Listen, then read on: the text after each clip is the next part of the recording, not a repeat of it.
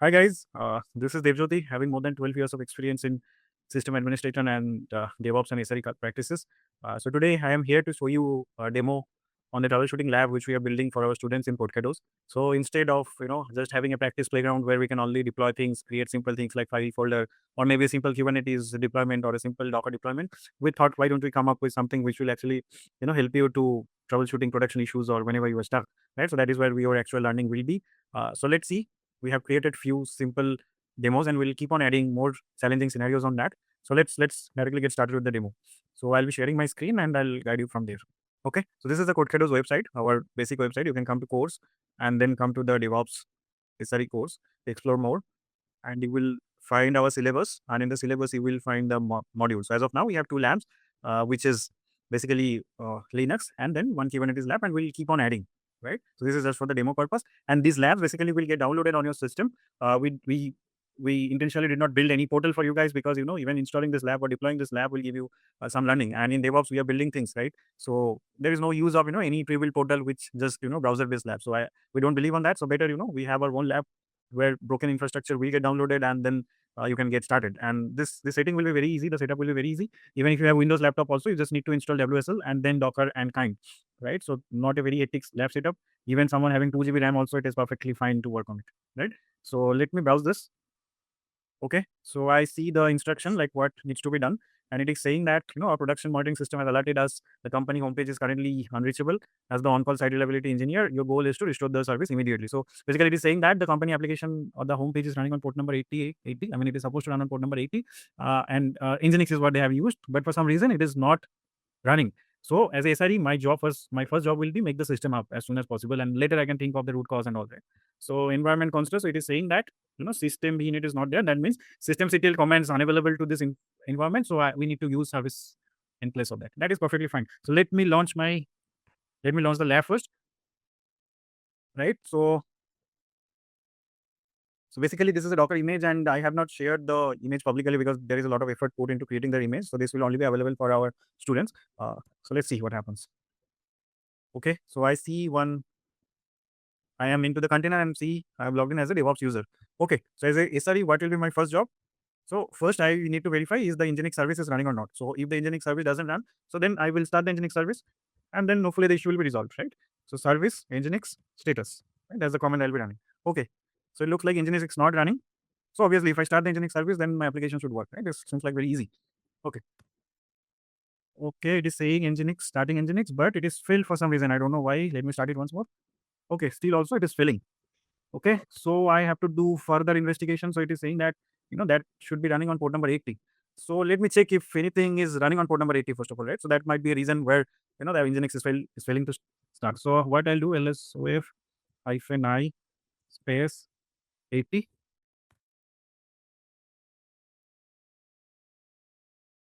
Okay, it is saying some Python process is running on port number 80, right? So let me then, can I kill it? Yes, because my first job will be just make my system up, right? Kill -9, and the PID is 13. Okay, so this is what I am able to do, right? Fine. Can I rerun the service now? Service Nginx start. Okay, it is still failing, right? Why? Nothing is there. Netstat. It's still it is failing. Netstat.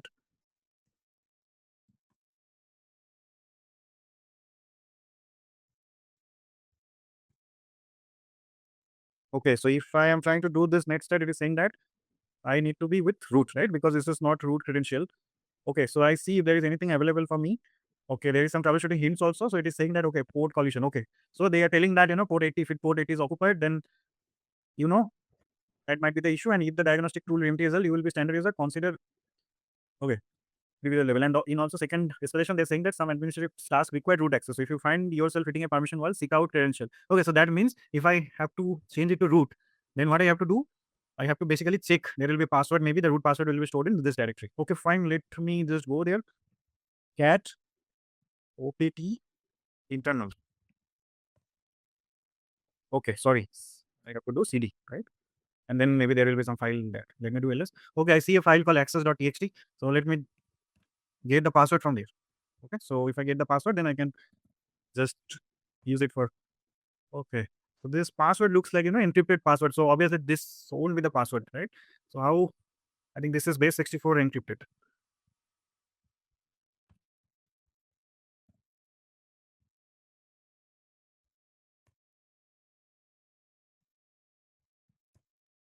Okay. Okay, so I got the password now. So this is the password. Okay. See, it was encrypted and I have to decrypt the password, right? So issue hyphen, and this is asking for the password. So the password is Codekerdos 123. I am in root now, right? So let me do the next start again.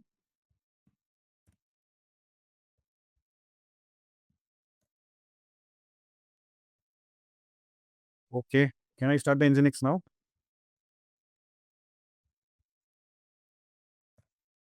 Okay.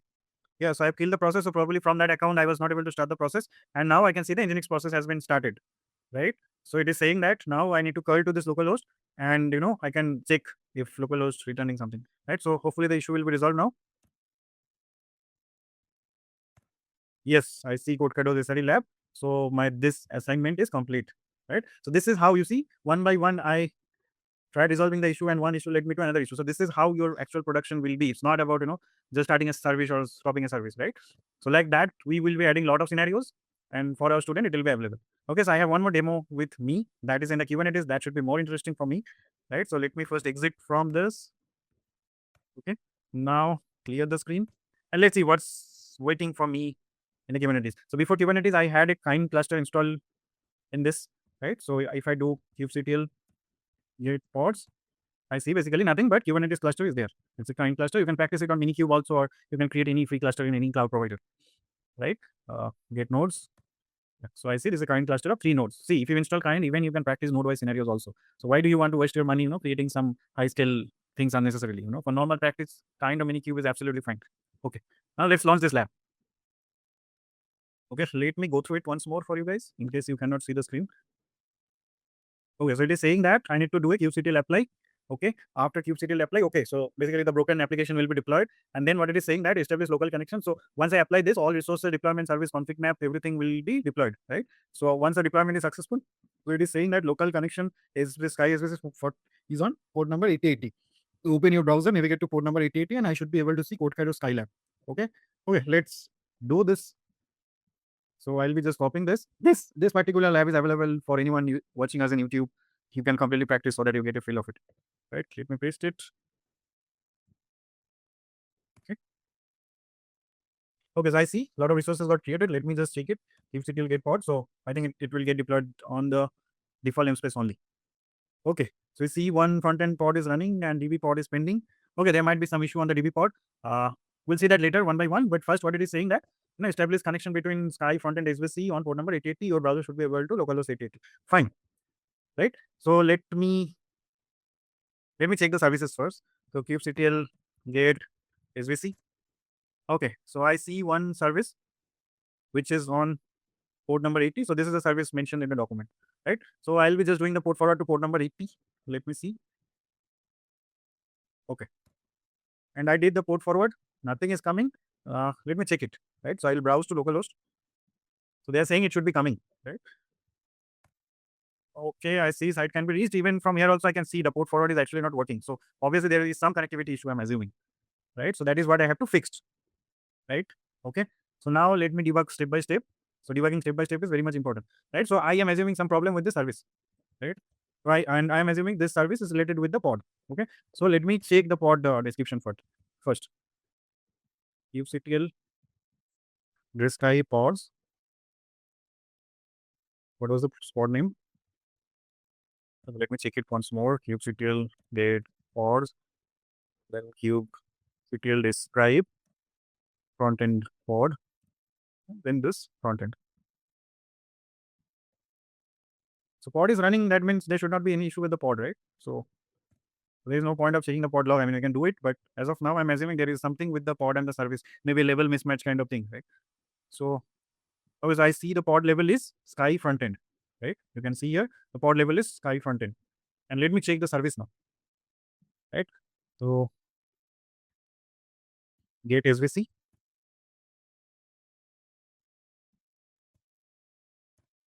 Okay, so let me check the service now. So kubectl describe frontend service.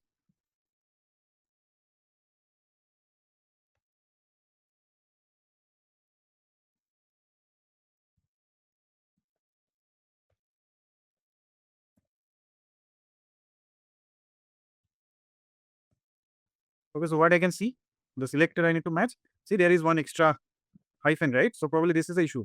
So if you carefully see, the selector is sky hyphen front hyphen end. And if you see the pod label,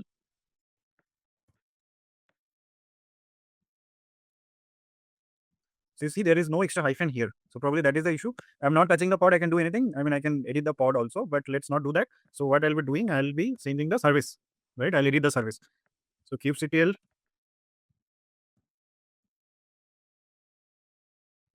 edit sky frontend SVC. Right? So this is how we can edit. Sorry, edit SVC. This is where I see the name. Name is fine. The selector, the app selector, here I can remove it. Right. So hopefully after that the issue will get resolved.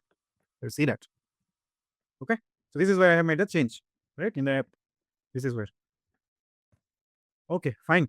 Can I port forward now? Let's see if the port forward works, then only I think most of this will be resolved. Okay.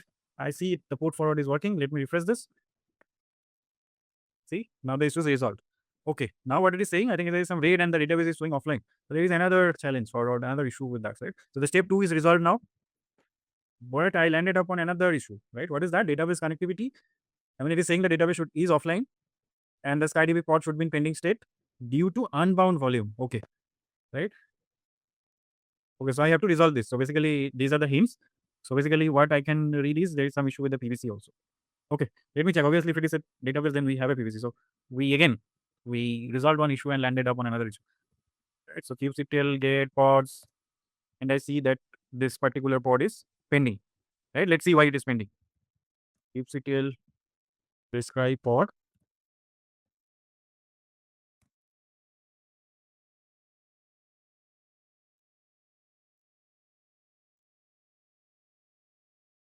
So it is saying this. There is the error. Right. So something with the persistent volume, and I can see the persistent volume name is dbpvc. Right. So some problem with the PV. So let me check the PV. Is there a PV there or not? Kubectl get PVC. Okay, see the dbpvc is pending state, right? So basically that's the reason. I mean, it should be bound state, then only I think the application will come up, right? So the db issue actually pointing to issue with the PVC. Interesting. And okay, what is the storage class? Okay, so the storage class is Codekerdos Premium. Let me check what is the storage class available for kind cluster. I think that should be standard. You see the name is standard, but here some of the name is Codekerdos Premium. So I think that's the issue, right? And I will not be able to delete, I mean, edit the PVC, right? So better for me, delete the PVC. Okay, delete and recreate. So kubectl delete PVC db hyphen PVC, right? So deleted the PVC, get PVC, nothing will be showing. So I need to deploy a PVC, right? So for that, all of you know I have this code already. So let's not waste time. I can directly do it from here. So just create a file, pvc.yaml, right? And then just paste it. Okay, fine. So I have changed the storage class name here and the name I kept same, right? So now is the time to deploy the PVC, right? kubectl apply hyphen app pvc.yaml. So it is saying persistent volume db PVC got created. Let me check. Get PVC. Still showing pending. I don't know why. Maybe I need to delete the pod also, right? The pod maybe the pod is stuck, right? So kubectl get pods. The pod is still pending. Kubectl delete pods.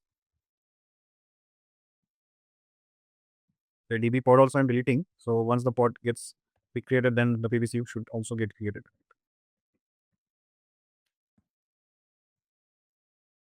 That gear. Kubectl delete pods and paste it. Okay, so the pod get deleted, and as is a deployment, the pod will be getting created automatically. Right? Let's see. See here, now the pod is running after deleting, and the pod is running. Hopefully, obviously the PVC also gets bound status. Right? Yes, the PVC also in bound status. Pod is running. Hopefully, the DB problem also is resolved now. Okay, so we have already port forward is working. Let me just refresh this page. Yeah, database is online. Everything is green. So the issue is resolved. And what is the status it is saying? Okay, there are some hints. But yeah, it is saying that after refresh, you should display green status and the database bar should be online. So that is what. So we are able to resolve the issue. And with this demo, that is how we are going to set up the lab. It's not about, just printing hello world kind of thing, right? So you resolve one issue that will land up another issue. And these are the issues which actually me or my other instructors are facing day to day in the production, right? These are not like just a playbook kind of thing. So we'll be keep adding on more scenarios in each and every DevOps section, like from Linux to Shell script to Git to Terraform to AWS to Docker, Kubernetes, and monitoring also. And I am confident that if you are able to resolve all the issues on your own, then you can say yourself not a DevOps engineer, you can say that you are an experienced SRE, right? Thank you.